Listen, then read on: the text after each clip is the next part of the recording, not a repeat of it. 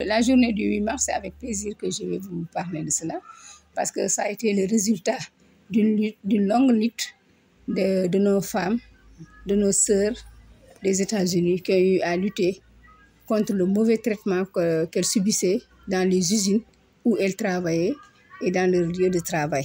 Alors par rapport à cela, elles ont eu à revendiquer ce mauvais traitement et elles se sont rebiffées pour se révolter.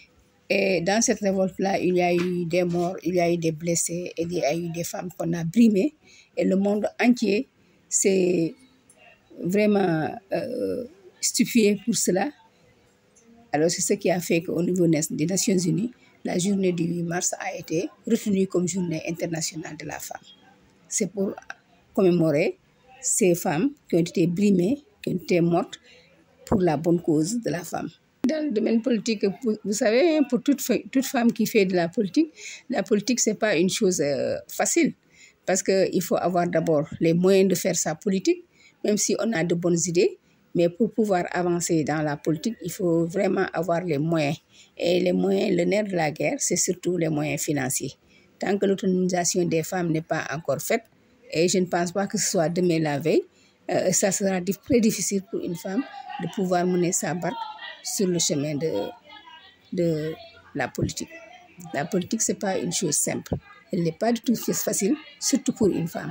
Ici, on parle de parité aujourd'hui au niveau des listes électives et des listes semi-électives. C'est à cause des luttes des femmes que nous sommes qui ont eu à mener cette lutte-là pour qu'on puisse avoir ce résultat. Chaque fois qu'on prend une femme, on met un homme, ou bien chaque fois qu'on met un homme, on met une femme pour mettre en valeur cette idée de parité. Oui, à ces femmes engagées en politique, le conseil que je vais donner, c'est de ne pas dormir sur nos lauriers et de savoir que si aujourd'hui nous en sommes arrivés à avoir des femmes maires, des femmes présidentes de conseil départemental, des femmes adjointes, premières adjointes au niveau des mairies et des collectivités locales, c'est parce que tout simplement, il y a eu des femmes, des sœurs que nous sommes qui ont eu à lutter, à mener cette lutte pour parvenir à cela. Mais c'est une lutte qui n'est pas encore finie. Une fois qu'on dorme sur nos lauriers, il faut savoir que la bataille doit continuer. Nous avons gagné une bataille, mais pas la guerre. Les femmes au Fouladou, avant, ne prenaient pas la parole au niveau de l'Assemblée, surtout quand les hommes étaient là. Elles étaient toujours derrière les hommes pour dire que tout ce que les hommes disaient, elles étaient d'accord avec.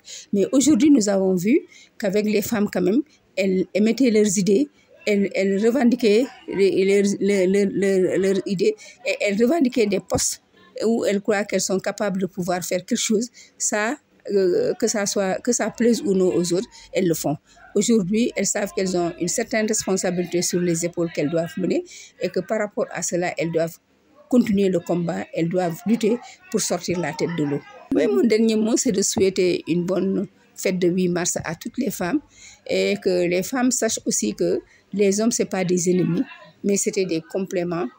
Nous sommes là pour nous compléter, que nous devons cheminer ensemble pour le bien-être de ce Fouladou et de notre terroir.